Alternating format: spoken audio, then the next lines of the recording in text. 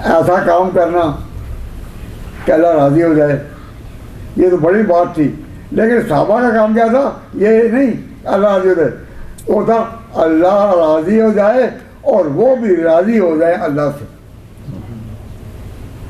ये क्या जुड़ा कि अल्लाह को राज़ी करना, वो तो मालिक है, राज़िक है, उसको तो मानना ये तो ज़रूरी है, लेकिन वो भी राज़ी हो जाए अल्लाह से।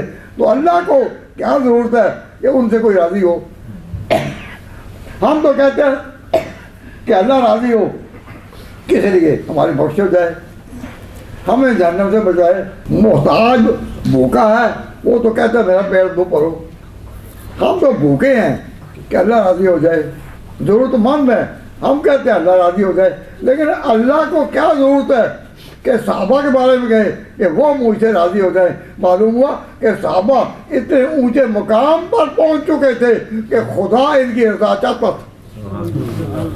तो इसमें डबल हो गया, रज़ियल्लाहु अन्हुम व रज़ू अन्हु, अल्लाह इनसे राज़ी हो गया और वो अल्लाह से राज़ी हो गए। तो अल्लाह ताला को ये कहने की कि वो मुझसे राज़ी हो जाएं,